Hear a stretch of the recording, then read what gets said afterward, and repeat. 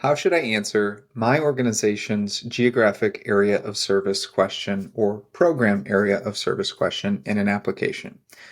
My name is Benjamin Dean with grantmaker.com. This video and others like it on the channel are aimed at helping you get grants. I hope that you enjoy it. Be sure to check out the free download at the end of this video in the description. So this is one of those questions that yes, is many times used as a pre-qualifier or an eligibility question in terms of a funder's area of scope, area of service, where they will fund operations. But in many cases, it is more than that. And in many cases, applications offer you the opportunity to expound upon where it is that you do your work.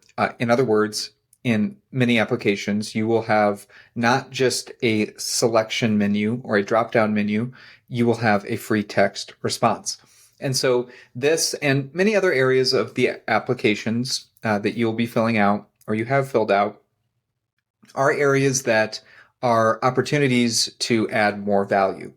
This is one that I have seen almost nobody adds more value. They simply answer the question as plainly and directly as they can, which is fine. You're not going to lose any points by directly answering the question, but you're also not going to gain any points. So I'm going to have 3 tips here for you to think about: how do I increase my likelihood of getting a grant application through this one question? Okay, so number 1, defining the area clearly. So the first thing you could do when answering this geographic area of service question is to clearly define where your organization operates. This isn't necessarily just about rattling off a list of cities or counties or neighborhoods. It's about explaining why these areas are important to your mission or to the mission or values of the funder. Okay, if you are simply going to list 12 zip codes that you operate in, that doesn't tell me anything at all that contextualizes the rest of your application, which is always what you want to be trying to do.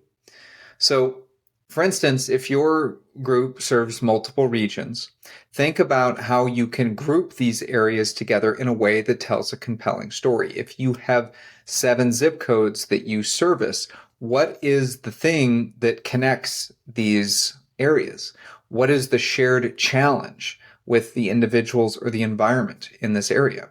What is a common goal shared by you and maybe other organizations as far as this geographic area, set of zip codes, set of neighborhoods? How do they come together? You want to articulate the connection, not the differentiation of things. One service area, one focus, clarity, simple. This can be executed and we can do it. Simply listing out 12 different zip codes or 7 neighborhoods doesn't tell me that you understand what is going on in your community. So this defining your service area clearly doesn't mean listing off different, zip code versus neighborhood versus county versus city versus town. Those are just labels. Okay, they're artificial labels that need to be included, but they should not be the highlight of any answer, certainly not this one. And so the idea here is to define your area of service with purpose. You're not just telling the funder where you do your work. You're telling them why these places matter, why they are chosen, and why they should be of particular interest relative to the services that you are looking to provide or the activities that you are looking to undertake as part of the application. In some ways, you can begin or continue to demonstrate the need for your services through this question, right? The problem definition statement, which is another question that typically grant applications will have. What is the problem? And, how will you address it? But the what is the problem, you can answer some of that here. You can expound upon it here relative to how much space you might have in the problem definition. You can re-emphasize a particular point. You can look at it from a different angle. Okay, this can be powerful to align your program with your service area, not just a regurgitation of census data around tracts or zip codes. Okay, so that's number one. Kind of internally cohesively making it mesh and fit together with the problem statement, with the intention, with something that matters within your application or your organization. The second would be, again, aligning with the external, aligning with the funder's priorities. So align your service areas with the stated or unstated priorities of the grant maker. This is where a bit of research, again, goes a long way. Hopefully you've done this before you jump into the application, but you're going to look into what the funder cares about and make sure that your answer reflects those priorities. Okay. Who we serve is something that you will find among many pieces of information given to you or that you can find about a funder, who they serve. So, for example, if you have a funder focused on rural development and your nonprofit operates in both urban areas and rural areas, this particular program, you may design it such that, or maybe have an element of it such that it is only focusing on rural areas. If the geographic question says, what areas does your organization operate in? Well, the truthful answer, of course, which is what we need to be doing, is truthful. The full answer is you operate in both urban and rural.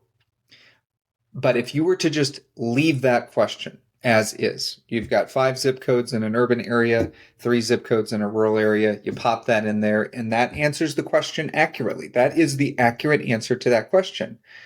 But is it really? Because this program is not servicing those 5. It's servicing the 3. So even though the question asked you about the entire organization, you might want to contextualize it.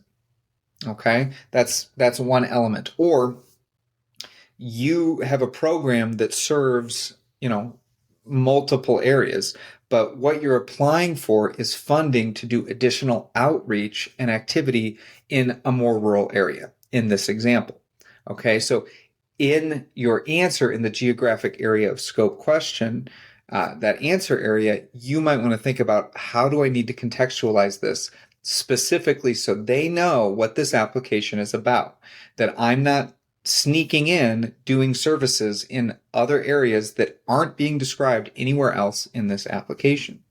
When you frame your geographic area of service in a way that resonates with your funder, you're just going to have a better likelihood of securing that grant. Okay?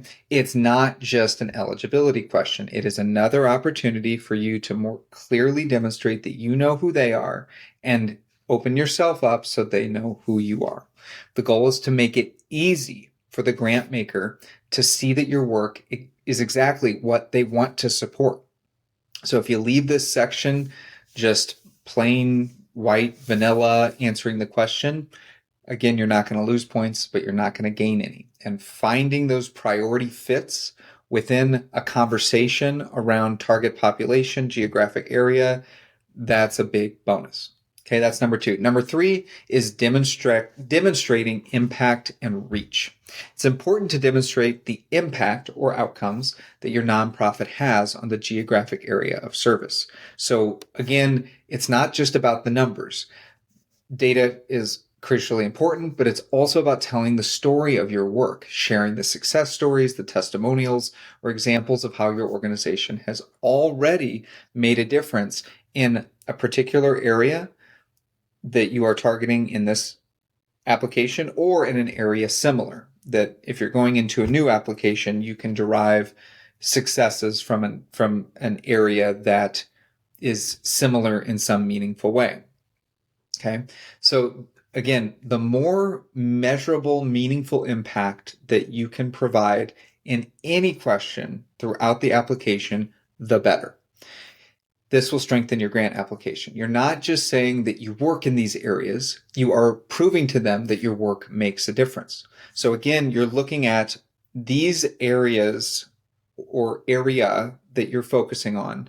They make sense to focus on. Okay. You don't just operate in an area because that's where you are. That's a very unstrategic way of looking at things. the way to look at things is you operate in an area because of the need. Okay, so that needs to tie in to the answer to this question. Okay, demonstrating the need that if one, so what you want to say is another way to look at it would be like if you're in the business of rescuing stray cats and finding homes for those cats somewhere, if that's your business that you're in, then what one might want to say is if one were to say that's my mission, where would I operate? You want the answer to that question to be your geographic area of focus. Okay, you want the need and the activities and the outcomes you're striving for that are needed in that community. You want those to drive the geographic area of focus, not the other way around. You don't want to say, well, I'm here, what can I do? Here's where I operate, and here's some of the things that this community needs.